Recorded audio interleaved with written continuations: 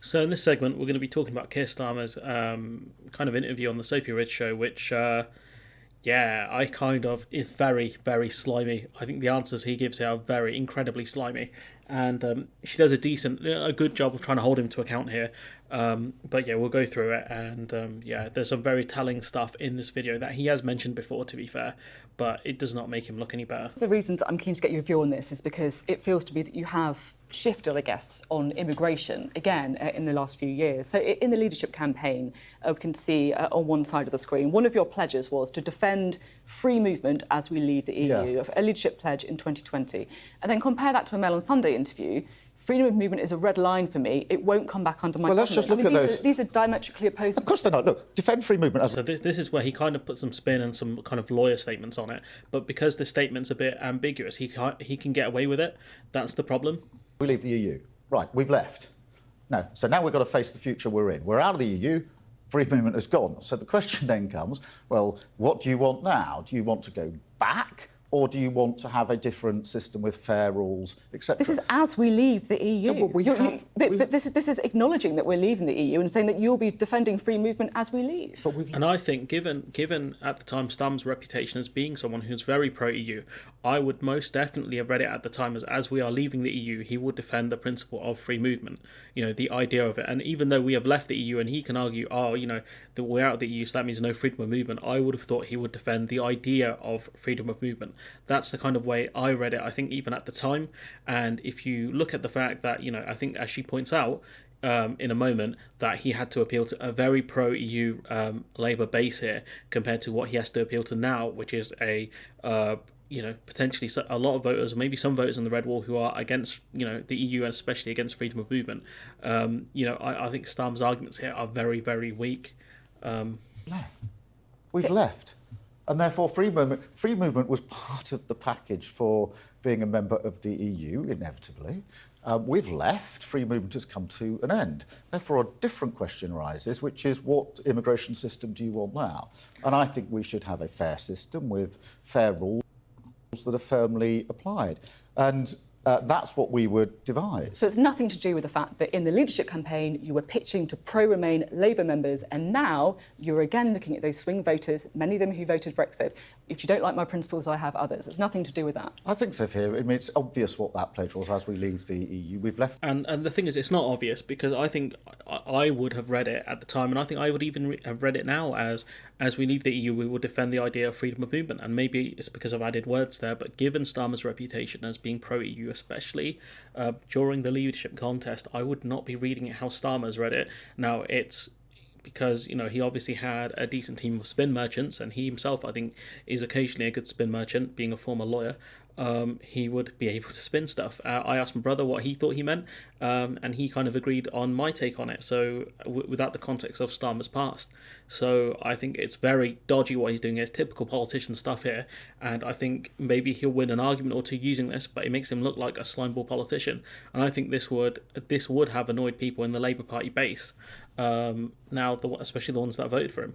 The EU, we've got to face the future as it is. But I say this, the other thing that I said, we did... This is important here. This is what I think proves him to me as being a slimeball. Lots and lots of speeches and hustings, materials in that leadership campaign. My overwhelming pitch to the Labour Party was, we have to win the next election, otherwise none of the things we're talking about are going to come to pass. And we've lost elections consistently since 2010. I'm determined that that won't happen again. And that's why I set myself, when I became leader of this party just under 3 years ago, 3 tasks. So what you can see is he's saying, because we have to win the next election, otherwise none of this stuff happens. So I think what I've read that as, he's happy to lie and spin, because he sees that as the only way he can win the next election, and therefore he's happy to do those things, because it's true, if you don't win the election you won't get your policies implemented unless some sort of coalition government forms. But I think, given the fact that he's saying, we have to win, then what's the point of democracy then? You can just lie in your manifesto, say, we're going to be anti-EU, or, kind of indifferent towards the EU, get a veterinary agreement, do all this stuff to lie and to win. Then once the elections happen, once you've won, just turn on the voters and do whatever you want because you've won. Now you can do the policies that you want. If politics is all just about winning and telling the voters what you think they want to hear, then fair enough. But I think it's a lot more than that. I think it's more to change lives and do other things that are positive for the country. And I think that as a political party, especially the second biggest political party in the country, I think it's your job to really change people's minds on it. But clearly Starmer is just obsessed with winning here. And so he'll do anything it takes to win, just like he did anything it took to win the Labour leadership contest, which was to lie to the Labour Party base to get what he wanted. And you can call me a Tory shill and blah, blah, blah. Like, if you do come at me with those accusations, clearly you know nothing about my channel or nothing about me. And if that's the case, then maybe you should find, a channel that's a lot more, that follows your views a lot more, rather than actually understanding what the situation is, which is this is a guy who's saying I'll do whatever it takes to win. And if that means, effectively, if that means lying or spinning or cheating, I don't think he cares that much. The first was to change the Labour Party when you lose as badly as we did in 2019. And all of this stuff is fine. This stuff makes sense. Don't look at the electorate and say, what were you doing? You look at your party and say, we're going to change. And we've been really clear about the change that we've brought about within the party, whether that's anti-Semitism, whether that's NATO, whether that's our relationship with business. He says about the anti-Semitism point, but there are stories about racism within the Labour Party that haven't been tackled yet. We're still waiting, I think, for certain reports to come out and for them to tell us what's actually going on. Is racism actually being dealt with in the party properly? And yet he's not actually come out and said anything about it.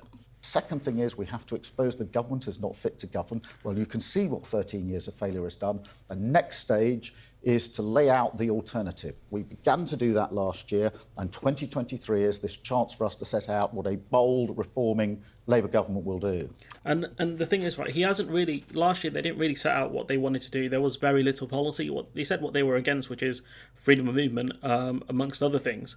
They've said what they are against, but they have not actually said what they're for yet, in terms of they only said they want a veterinary agreement. They are very weird around, are they going to get a financial services equivalency agreement with the EU, or are they not? Because Lammy said one thing and then Starmer said a different thing. So it's very confusing as to where they sit on specific issues. So in my opinion, they haven't really laid out what they're about just yet. And, I'll give them time this year if there's any major policy announcements.